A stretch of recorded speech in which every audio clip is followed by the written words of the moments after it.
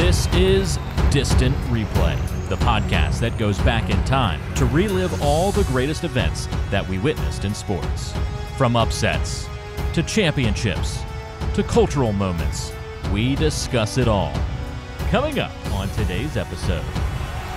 Fredrickson from 38 yards out for a Cal victory. It's good, and Cal pulls the upset!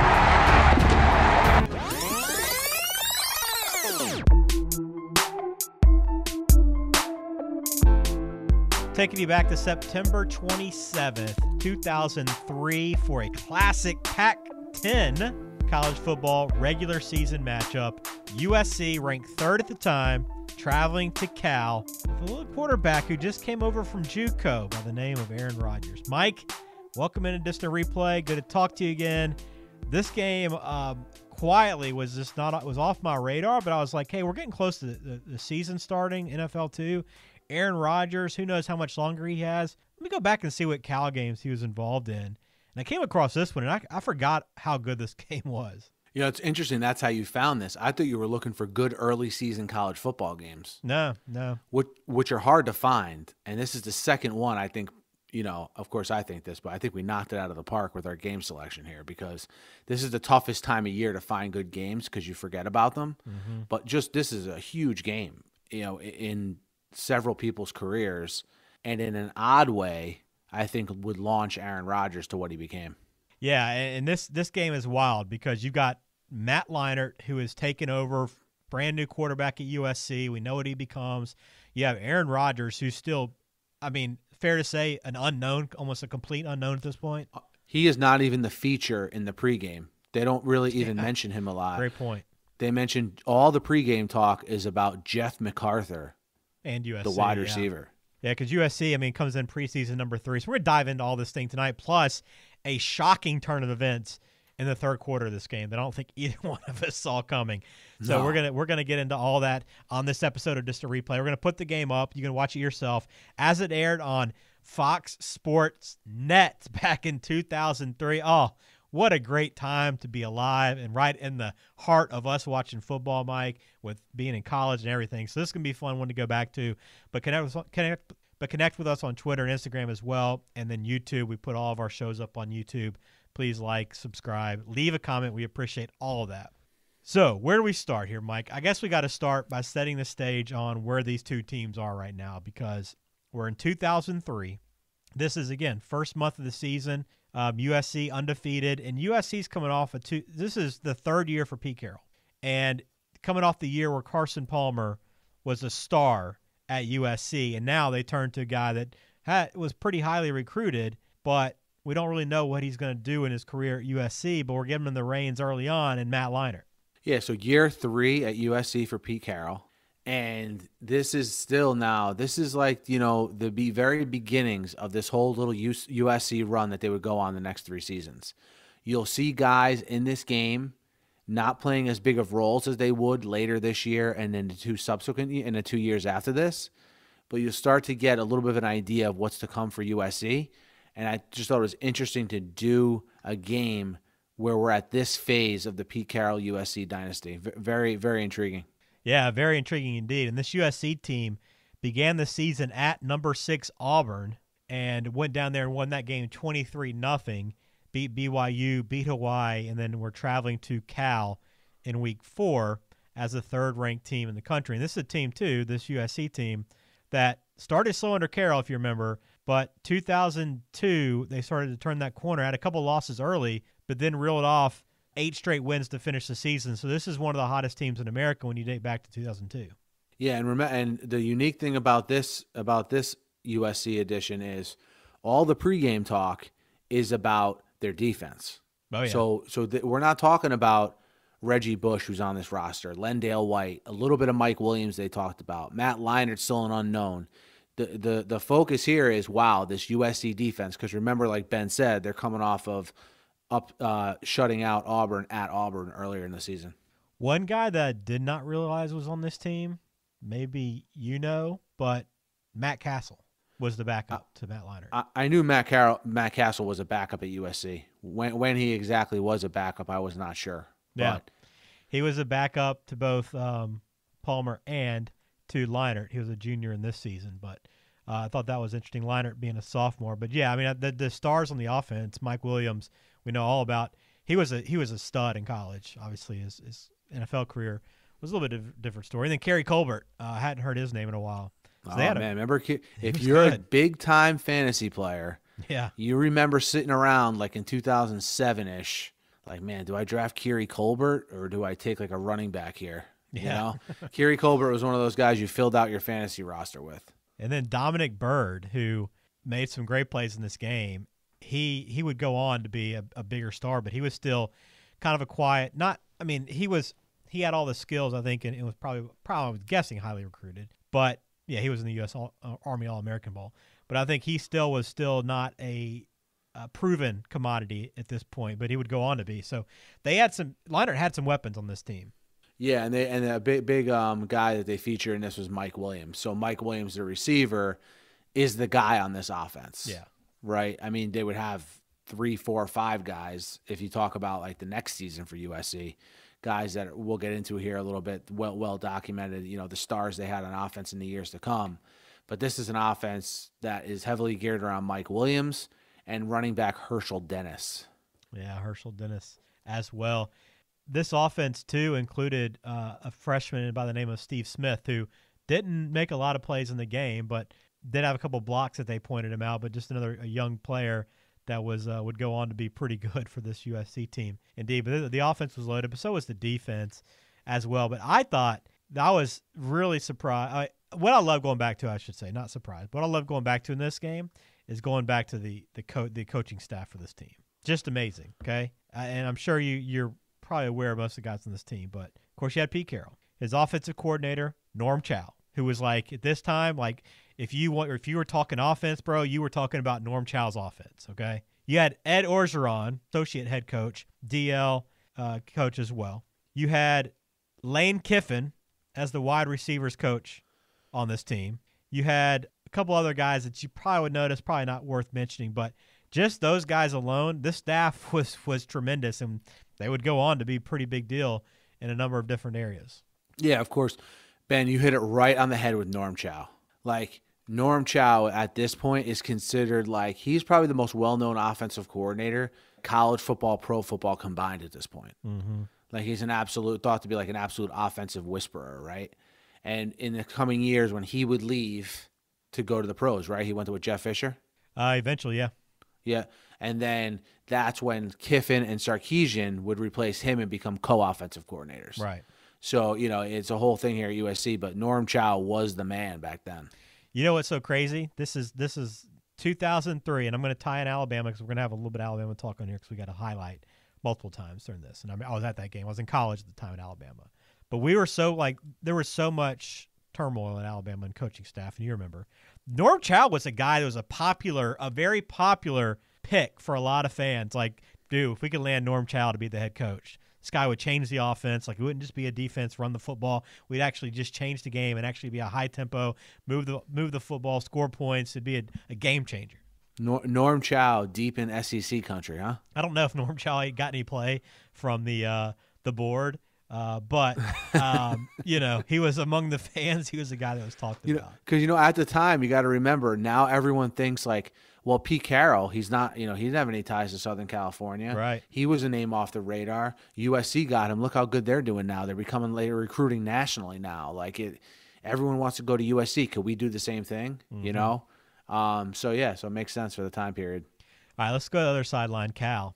This is Jeff Tedford's second season at Cal. A guy that I think if you look back and Cal fans, if you talk to him now, they'd probably be like, yeah, we probably should have held on to Jeff Tedford a little bit longer than we did because their program has essentially been atrocious. And I know he had a couple of bad seasons down the stretch, but they've been pretty atrocious since he left. And he got them pretty good. He was a pretty good especially with quarterbacks, could do a really good job. And I think he was a bit overlooked I definitely think underappreciated his time at Cal. I mean, if you asked me to name a Cal football coach right now, if you would have asked me that a couple of days ago before I watched this game, Jeff Tedford probably would have been the first name I mentioned. Yeah.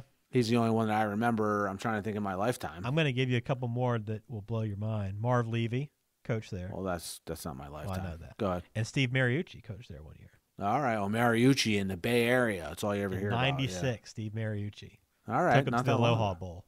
There you go. Mooch. And Bruce Snyder as well. So, but Tedford, yeah, you hit it right on the head with Tedford, though. And it was funny, Ben, when they were talking about the different places he was at before Cal and how he developed quarterbacks. Yeah. And he was at Fresno State, so he developed, Dilfer and David Carr. Yeah.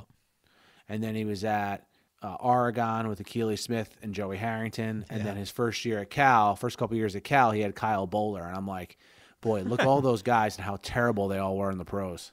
You know what's crazy, too? Like, I kind of make the comparison, like modern-day quarterback, like, whisperer is Dan Mullen. Kind of thinking like the same way, like everybody, like he always finds the guys that aren't really recruited really well and coaches them up. Now Dax obviously had a pretty good NFL career, but he's kind of the same way. They talk about just with quarterbacks how well they handle them, but that was definitely Tedford's thing, and they highlighted it during the broadcast. But with this roster, the guy that stands out and the reason why we went back to this game was Aaron Rodgers. So this is Aaron Rodgers' first season at Cal, and were you aware at all of his path to Cal? I know he went to a junior college. I didn't even realize that. Oh, okay. Yeah, it's a whole big thing with Aaron Rodgers. No one believes in me. I went to junior college. I didn't get picked till 20th in the draft. Wah, wah. It's all part of his whole thing. Well, I wasn't aware of that, but yeah, it's his whole thing. Yeah, going back and looking at it, he was smaller in college or in high school too. I think he was like 5'10", so not recruited as heavily. He's grown. I don't know when that growth spurt happened, but he wanted to go to Florida State and play for Bobby Bowden. They obviously didn't offer him a scholarship. Chris Ricks was their quarterback instead, Mike. Oh, man. As a Miami fan, I love Chris Ricks. He stunk. And then he got a walk-on offer at Illinois and decided not to go there. Decided he'd try to prove himself, and he would eventually. But the way that Tedford found this guy is he was recruiting the tight end at this school, this junior college, and then was like, wait, so nobody's recruiting this Aaron Rodgers as quarterback? Okay, let me give him a run. And that's how it happened. So pretty crazy that it took that long to even discover him. But as we talked about, he's not even really mentioned in the pregame. There's not much talk about the quarterbacks in this game. It's all about Leinart. It's not much talk about Rodgers at all. We don't really know what Rodgers is, what Rodgers could become. And when you look at this season, they started off with a loss to Kansas State to open the year. They beat Southern Miss in week 2, and then they lost to Colorado State and Utah. This season, by the way, and it threw me off because they had 2 games in August. They played August 23rd, and they played August 30th. So this was game number 6 in September on September 27th. But they were already 2-3 going into this game. Yeah, they already played. That's what stuck out in the beginning when they're showing like the beginning graphic with the teams' names on it. Yeah, you're like, man, they played 5 games already. Well, USC only played 3, I believe. And I look at Rodgers' stats, went back to his game log. So the Kansas State game, he was 9 for 13, 121 yards and a touchdown. I'm assuming he didn't start. Southern Miss, he attempted 4 passes, so didn't play much in that game. Utah, I guess he started getting the nod. He was 15 of 25 for 224 and 2 touchdowns, no picks. And then Illinois, the team that gave him the walk-on offer, Mike, didn't believe in him enough to give him a scholarship. He went 20 for 37 for 263 and a touchdown in that game. So he kind of came into this maybe starting to roll a little bit. The numbers aren't like super impressive, but probably by like the standard of 2003, throwing for 500 yards in total in consecutive weeks was pretty solid. Yeah. He's at the point where he's the starter, but probably not like firmly the starter at this point, if that makes sense. Yeah. Still proving himself. Right. Still trying to figure out what they have to work with there. Also on this roster, and the guy that really had probably the best game out of everyone here is Adam Chinobi Echimandu. I did not remember him, Mike. I should have. I don't know how I didn't because he was an impact player. He was the best player he was the best individual player in this game. Yeah, for sure. Did you remember him? I did not. No. Okay. No recollection of. He bounced around 5 different teams in the NFL over the course of 4 years. So. Oh, okay. I don't know how much he played, but he was there and was part of the rosters. So he did have a little bit of career. J.J. Arrington was on this team, backing up Echimandu as well. And then The tight end, Mike. Who was the tight end that you loved in this game? Jeff MacArthur? No, he's a receiver, dude. Receiver. Sorry, receiver. They were talking about him in the pregame. Like, I can't even tell you. He was like the main player they talked about in the pregame. Yeah. No Aaron Rodgers, no Matt Leinart, no Reggie Bush, no Landale White. It was all Jeff MacArthur. And I mean, I get it. He had a pretty good career up this, but he's a breakout player in 2003. He finished with 85 catches on the season, 1,500 yards. Yeah, Jeff with a G, by the way. With a G. Score at home. Jeff MacArthur. Again, another guy that I could not have no clue about. But he had a really good year in 2003. So this roster, though, for this Cal team, I mean, there's a couple names out there, but, I mean, was there anybody else on this team that you remembered even a little bit? Did we mention J.J. Arrington yet? Yeah, I mentioned him. Okay, that's it. Yeah. That's it. It stops right there. That's it. Aaron Rodgers, and then Marshawn would come in behind him the next year. So yeah, damn. But I was like hoping when I picked this game that he was on this team, but he was not. So all right, so that's kind of a little bit of background on where these two teams are. But this Cal program had a pretty good year last year. Not great, but still better than what they had been doing. They're kind of leading in here. Aaron Rodgers, an unknown, going into this game. Now the broadcast. So we have a full broadcast in this one. This was a great YouTube video, so we're going to put it up on the website, distantreplaypodcast.com. Because it opens up, you got the open, you got a little bit of scene set out at the stadium in Cal, right? Pretty well. When they shot it, it wasn't it looked like a Pac-10 crowd, right? There was not like 50% capacity, but it did fill up closer to game time. And then they tossed it to studio for what I thought was actually a pretty good studio show. Kellen Winslow and Billy Ray Smith were the two analysts, and I thought they were pretty fun to listen to. I got to be honest. Yeah, they made it from listening to them. It seemed like they had good chemistry, and you're like, wow, I don't ever remember seeing these two together or remember this show at all. But it seems like they had a pretty good thing going. Honestly, Ben, I don't think you're joking. Like, it was legitimately a good production. I'm not. Yeah, I'm serious. Yeah. Like, I thought Billy Ray Smith was funny. I thought he was he had a lot of energy. I don't really remember. Maybe this was just a studio show out on the West Coast. Do you think that was the case? Because Fox Sports Net is no longer around, but every kind of region of the country had their own Fox Sports Net programming. So I wonder if this was just a West Coast show. Yeah, it might have been. I don't remember. I have recollections of these announcers, the actual announcers, which I'll get to in a second. But yeah, that might be it. But you had a lot of pregame for this, by the way, 15 minutes of pregame to set this one up. So I mean, I did enjoy going back to it. Like it definitely took me back to a college Saturday, Mike, where you're getting ready. At least for me, like it's all game day, right? Gearing up, getting ready, watching game day in the morning, preparing for the day, getting ready for Alabama and Arkansas that afternoon. Like it was like it took me back into that moment. It was an awesome feeling. But we get to the game broadcast itself. I'm going to let you take these guys because I didn't know either one of the names. All right, so this is what I remember, okay? Steve Fiziak, all right? There's a period of time here. Like Ben said, this is the time period where we are in college. We are probably drinking a little too much, gambling a little too much. It's that phase of our life, okay? Just it is what it is. Steve Fiziak is the guy's voice you remember when you're like, man, it's around 10 o'clock. You maybe did okay gambling, and you're like, oh, it's Washington versus Arizona State. Oh, Arizona State's pretty good. Why don't we put some money on Arizona State? And he was the voice in the background of the TV when you're hanging out at a party or whatever, announcing this game. In the Fox Sports Net, 10 p.m. local time, on the East Coast game. That's what I remember Steve Fiziak for, and I remember the other guy, and his name is slipping my mind right now. But if you don't see this guy and you hear his voice, he sounds exactly like Pat Hayden. Yeah, Pat Hayden, who would become the AD at USC, but he used to be the analyst for the Notre Dame games for a long time. Mm-hmm. And that's all I remember. Steve Fiziak for that reason, and the other guy because he sounded like Pat Hayden. That is funny. Steve Fiziak. It was Tom Ramsey who was the other. And such a great name. Podcast, yeah. Tom Ramsey and Steve Fiziak, I'm pretty sure would do basketball games too in the Pac-12. Oh, I'm sure. He probably was all over Fox Sports Net. You watching Stanford with Mike Montgomery and that stupid court. It's Steve Fiziak on the call. Oh, tremendous. So yeah, taking us back, man. Fox Sports Net. What a Saturday. So let's hop in the game. Anything else pregame, Mike? Do we need to mention? No, I think we're good to go. So jump at the game and Rodgers versus Matt Leinart. This was, this was Cal out of the gates. I mean, Cal hadn't beaten a ranked team, and they pointed this out multiple times. Hadn't beaten a team ranked this high in over 50 years. So, which shocks me that over the course of 50 years, you can't just pull some kind of random top 5 upset. But it hadn't happened, and that's what they were looking for in this game. So, I mean, this is like, hey, if Cal hangs in there with this USC team and this great defensive front they have, and Matt Leinart and this Pete Carrol coach team, then they're going to just be probably happy just to hang in there. But wasn't the case at all. This USC team, the rush defense they pointed out, had not allowed a rushing touchdown in 22 quarters, and no 100-yard rusher in 16 games.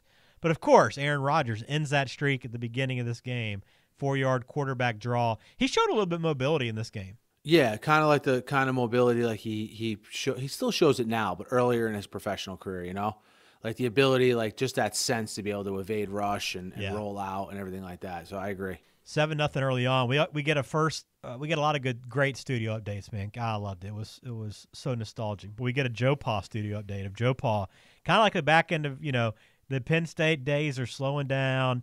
Things aren't quite as cheerful in Happy Valley. And they have him like getting in the face of the ref after the game is over, like yelling at him, and that was their cut in. When I think, because remember, I was in school in Pennsylvania during this time, so a lot of Penn State fans. I call it like the Zach Mills era. Whether he was the quarterback during this era or not, like I don't during this year, I don't know. Yeah, but he's the guy I think of, like Zach Mills. Like that's they amazing. Stunk when he was the quarterback. Man, USC again is having a lot of trouble. I was as good as this team was. I mean, if you would have taken the rankings off and just had us watching this game, would you have ever guessed this USC team was ranked 3rd in the country with the way this game started and the way they looked? No, and just the talent they have. I guess I'm comparing it to the talent they would have like the 2 years after this. Right. But even their talent wasn't like great. It wasn't eye-popping. No, like by the USC early like 2000s standards, yeah, you're right. This was Carroll's 3rd class. Right, he's still trying to get some guys in there. They had some good players, some good pieces, but yeah, compared to 2 years later, it's like I think that team 2 years later probably beat this team by 3 touchdowns. But they were just slow to start. But a big block punt for Cal was another kind of game changer early on in this, and then Leinart finally kind of connected to Bird. Bird's first college touchdown was in this game, 7-7 there in the first quarter. Yeah, 7-7 the end of the first quarter.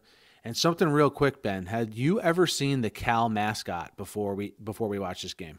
I think so. I'm pretty sure. Yeah. Do you remember what he looked like or no? I don't remember seeing him in this game. Are you in front of a computer right now? Yeah. Okay. Google Oski, O-S-K-I. Yeah. Cal mascot. Yeah. How come that is not the way this guy? And it might be a reason why he looks like this. I guess he's a golden bear, but he's like the creepiest looking golden bear I've ever.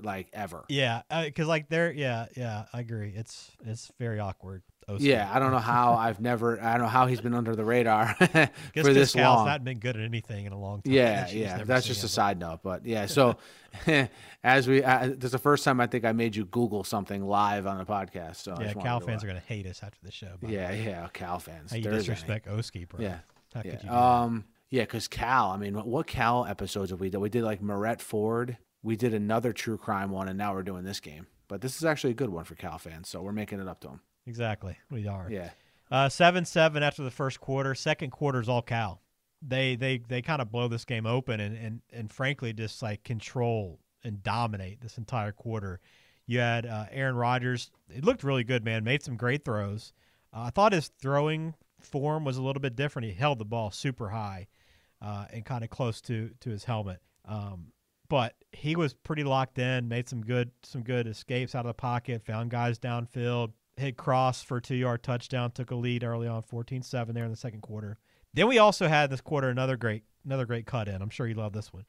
A Sammy Sosa cut in, 50th homer of the season. Cubs clinched their division, 2003. This is probably a moment, if you're a Cubs fan, you probably remember, right? Yeah. I mean, that's huge. I mean, you always remember. I know for the Mets, like anytime they clinch a division, I remember where I was, for God's sakes.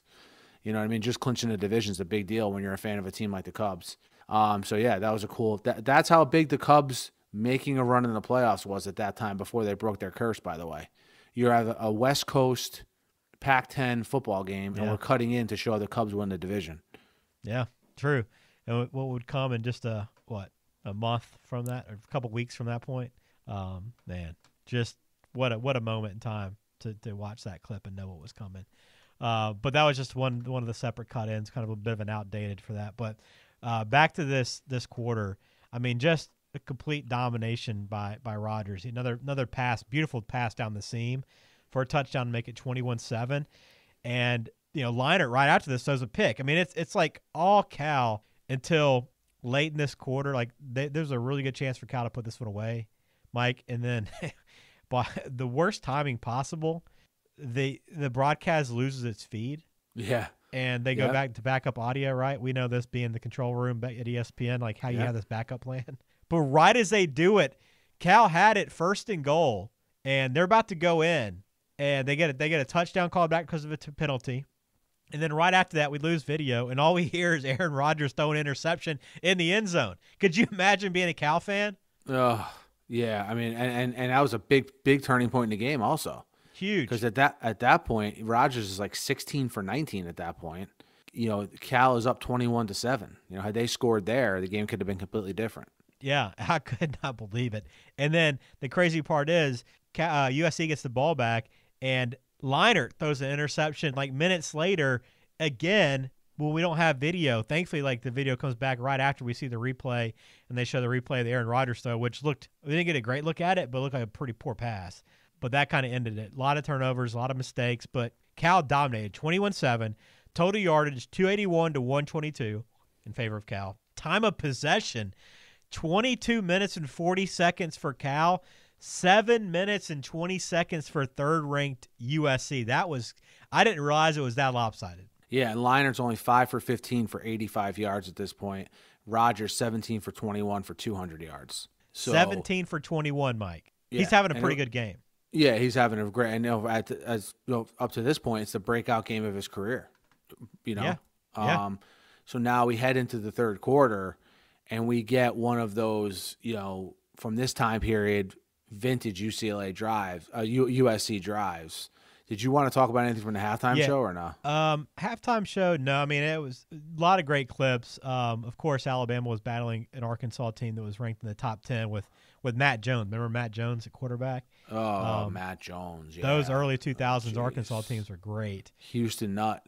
Alabama in that game, Mike, I was at that game, working that game. Alabama had like a 3-touchdown lead, and then let them come back and tie it up and go to overtime, and then lose in overtime. Just like that sums up my whole college time. Yeah, that was Brody Croyle? I think so. Yeah. Yeah. Who were some of the Alabama players back then? Brody Croyle. It would have been like probably Roman Harper was probably on that team. D'Amico Ryans might have been on that team.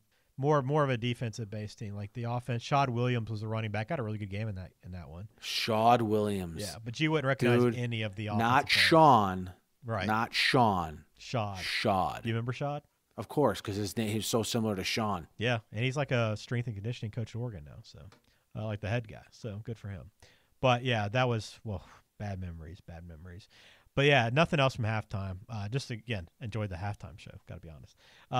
The studio was great. So to this third quarter, to your point, I mean, it was a vintage USC drive to start, but Cal got the ball first, and like they looked like they were driving right back down the field again. Rodgers kind of had the ball move, and they stall out and have to punt. And then the broadcast makes a great point that Norm Chow had to tell Leinart here at half, like, hey, let's open it up. Let's throw the ball downfield. Like, don't hesitate. Have confidence. Throw the ball. And it's exactly what they do coming out of there. And, like, they're slinging it around. And then all of a sudden you're like, okay, I see what this USC offense can do and why they are who they are right now. Leinart caps it off with a nice TD, 21-14. And it went from, at that moment, like, Cal dominated 21-7. It felt like they had complete control of this game. And then all it took was literally one drive, and you're like, man, USC just turned it on. It's a 7-point game. We still have, almost a full half to play. Like, we're in trouble right now. Like, that's the kind of moment you feel like you're in. Yeah, and that touchdown was by Lendale White, by the way. So yeah. During this, we're sprinkling in Lendale White in this situation, Reggie Bush like returning kicks and in the game sparingly on offense. He's not used much. These are guys that will become household names like later this season and into the next season, but very, very sparingly used in this. We're getting a lot of Herschel Dennis and Kiri Colbert. And I was like shocked at how little Reggie Bush was used. I'd kind of forgotten, but like I was thinking back to it's like an impact player from the moment he stepped on, but he was good in the return game, but didn't do a whole lot in this game. It was kind of odd. But it was 21-14. Then the biggest moment of the game happens. Oh, well, of course. Yeah, the biggest moment by far. First play of the next series, Rodgers throws a pick six. I mean, a pass that he could never defend. Like the guy, like he rolled out. I guess he sees a guy and just totally blanks on the linebacker in between him and the receiver, and just throws it right into this guy's hands. Well, maybe one of the worst throws of his career. It gets taken back 20, 25 yards for a touchdown, and now it's 21-21. But shockingly, Mike, the shocking moment of this game is Aaron Rodgers gets benched for Reggie Robertson. If you know that, you got to be a really serious Cal football fan, because it stunned me. Now, what's ironic is that Aaron Rodgers in his career, like his NFL career, would become known for like never making mistakes like this, like throwing interceptions that get returned for touchdowns, this kind of stuff, making mistakes in general. But he gets pulled from this game early in his college career in favor of Reggie Robertson, and I had no recollection. That's not why we did this game, No. we didn't do it because Aaron Rodgers got pulled and we knew it was coming. I had no idea. It shocked me, bro. I'm going to be completely frank with you. It shocked me because I thought this was going to be like a glory moment for Aaron Rodgers, and he had a good first half. And it's not even that it shocked me that that I'm not going to be able to see Aaron Rodgers. Well, I didn't know the extent of how much time he's going to be on the bench. But I was just completely blown away that he was pulled that quickly. I mean, I know that was a pretty poor pass and mistake, but you mentioned his halftime numbers. I mean, this guy was playing pretty well. I mean, this was like one mistake, and Tedford's yanking him out of the game. Quick hook. Dude. You remember he was 17-21 for 200 yards. That's why I said before, like at this point, like his own program's not sold that he's like the quarterback. Right. That's a move you make when you're not sure. Like the guy makes one mistake and you pull him. Like it was a bad throw, but come on, Yeah, I mean, it looked like they were maybe alternating the start of the year, those first like 5 or 6 games, kind of back and forth between the two, and then this moment, the junior Reggie Robertson came in. But yeah, that's a trivia question for you if you ever have one for a friend. Ask him who replaced Aaron Rodgers in the 2003 upset win over USC. You'll stump everybody you talk to. But he comes in and like he's not a game changer by any means. He just basically kind of keeps them in it. But the third quarter again ends. It's 21-21. We head to the fourth quarter, and again it's kind of just a quiet fourth quarter. Cal and Robertson are still out there. They get a great field goal, 51-yard field goal to go up, and then Leinart throws a pick with 7.5 minutes left, and it feels like this was such an emotional swing for Cal fans with the way this game played out. This pick, and you got the ball, you got the lead, you're driving down the field, setting up another field goal, but it gets blocked. And then USC back down the field the other way, Mike, a nice 5-minute drive all the way down the field, but then they stall out in the red zone and settle for the game tying field goal 24-24. And so, Aaron Rodgers, 21 points in the first half, gets benched, and Cal throws up a 3 spot the rest of the way, but somehow this game's still tied. Yeah, and 2 things about Matt Leinart real quick in this fourth quarter. He's having a great second half to the point where he throws the interception, right? Yeah. But comes right back in the next drive with a huge 4th down conversion on 4th and 9 to Mike Williams that leads to the field goal. So good point. Good sequence here for Matt Leinart as we head into overtime. Yeah, heck of a throw on that one. So overtime, another crazy turn of events here. USC gets the ball first, fumbles inside the 5-yard line. I mean, how do you not put him away at this point? But Cal, basically conservative. You've seen this a million times, Mike, right? Team doesn't score the first time in overtime, and you're like, all right, let's just play it safe. Let's just try to get a field goal and get out of here with the win instead of trying to score a touchdown. And they set up a short field goal. It gets blocked. Now, again, I talk about the emotional swings, the way this game's going, and now you get that stop, and then you get the field goal block, and you're saying, I mean, you got to be thinking at this point, this game is over. We're going to lose this game. And I didn't realize at this point, too, they said there was a coin flip before the second overtime. I had forgot there was coin flips before every overtime period. Now, obviously, if you start defense, you go, you start on offense the second time, and you just kept flip-flopping. They actually had coin flips here, but Cal gets the ball to start. Both teams score TDs. We go to the third overtime. USC misses a field goal. Pretty easy, wide right. And then Cal this time doesn't blow the opportunity, makes their field goal 34-31. So a 3 overtime game, a really wild game because there's a lot of mistakes throughout this, Mike. Turnovers, block kicks, Rodgers getting benched. When I saw triple overtime win over number 3 USC, this is not the way I pictured this thing playing out. Yeah, it was crazy. Those 3 overtimes were nuts. Yeah. And Herschel Dennis, it's worth noting, had a great run to get them down to the 5, then fumbled inside the 5. Yeah. So what's another thing I've noted is that we have Herschel Dennis operating as the running back in overtime here, and Lendale White and Reggie Bush sitting on the sidelines. When you mention that now, it sounds crazy, but back then he was the main back. But yeah, then a missed field goal later by USC opens the door for the Cal field goal kicker, who had a roller coaster of a game. Sure I mean, he had a couple kicks blocked. He had a couple bombs for field goals to put them ahead. So just a roller coaster ride for that kid. But yeah, 34-31. Like Ben mentioned before, I thought we were doing a game that was important in the maturity of Aaron Rodgers as a quarterback. And I think, Ben, it still was, just not in the way that we thought. Fair enough. The craziest part about this, Mike, I went to look at Reggie Robertson's game log from 2003. Guess how many passes he attempted after this game? How many? 2. Wow. I have no clue if he got injured. I don't know what was going on with the quarterback management. This is the guy that took over in this game, and I mean, whether or not you want to say he won the game, he did manage the victory. But the fact that I don't know if he was hurt. He didn't play again. His next pass, if Sports Reference is accurate, and I think we both agree they do a heck of a job. He didn't throw his next pass until a month later against Arizona on October 25th. Wow, does Reggie Robertson have a gripe that he should have played more? I mean, we're open. We need to go back on this. Yeah, I need to dive into some Cal message boards and find the story behind this Reggie Robertson season. Because I got no clue how that thing. And what's a good thing is they may be talking about it because they have had nothing to talk about since. Tremendous. One outdated that I did want to add in, and we've had a couple here, Fox Sports Net being one, some of the sponsors were one. Kyocera was a presenting sponsor, which was a wireless company. I loved the sponsored element of the Kyocera smartphone call of the day, like the smartphone call, like the best heads up play on the field, and it the picture was a little bitty flip phone. I loved it. Yeah, so Kyocera was my outdated as well. So you didn't refresh have a my memory. phone, did you? No, well, I want to ask you a question. No, I didn't. But was Kyocera a phone brand or a wireless network? I think it was a phone brand. Okay, that's what I thought too. Okay, so you weren't on the Kyocera network. Kyocera and T-Mobile. Yeah. And Singular. No, I don't think that was the case. Remember Singular? Absolutely. Dude, back then, this would be the time period where when I was in college, I had a regional plan. You didn't have nationwide, unlimited calling. No. I had a regional plan, and the regional and the plan ended. So I went to school in Pennsylvania, lived in Connecticut. The quote unquote Northeast plan ended 15 minutes north of where I went to school.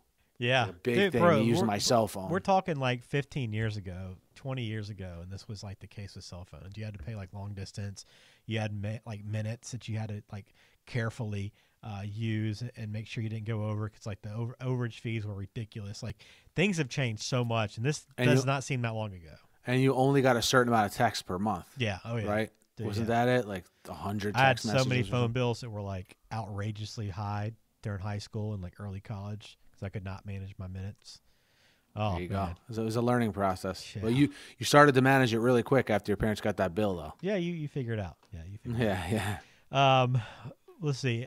This season, by the way, this season's pretty wild because we saw this game, right? And you're like, okay, well, USC knocked it off, but you got to remember USC would go on to win the rest of the games this year, and including knocking off number 4 Michigan in the Rose Bowl.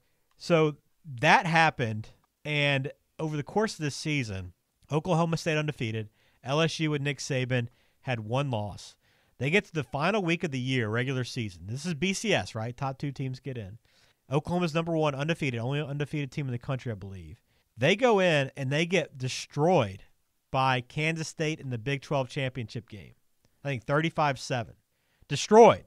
Was that the Darren Sproles game? think so. We need to go back. That's one we need to watch, by the way. Yeah, yeah. That's on the list. Yeah.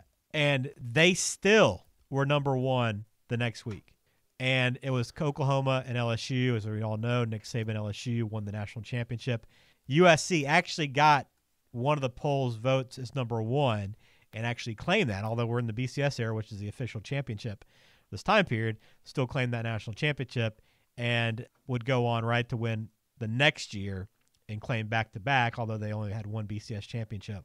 And then 2 years later was the incredible season and the finisher in the Rose Bowl against Texas in that game. So they won one BCS during this time period, claimed two, but were in the mix for all three of them.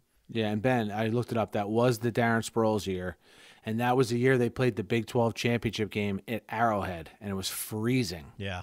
I don't know if you remember that. That was a big storyline in that game. Yeah, right.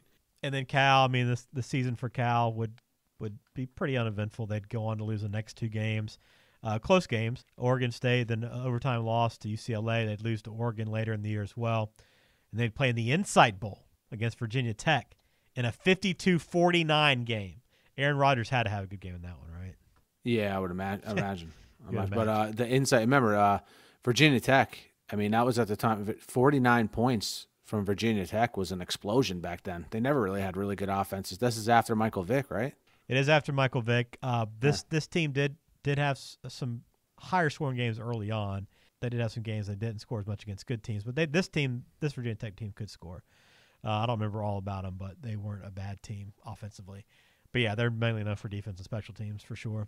So all around, my great game. I mean, I definitely a surprise. Did not expect to see the way this game unfolded. Did not remember it.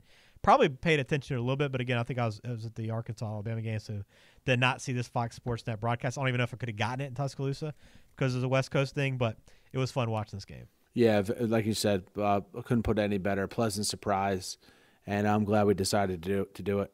All right, please subscribe to the show, like this video, leave a comment. Let us know if there's a game on your list you think we should be paying attention to and when we should watch. If you got a great nugget like this game, if you're a Cal fan or a fan of any team, you're like, hey, go back 15 years and watch this regular season game. We'll do it.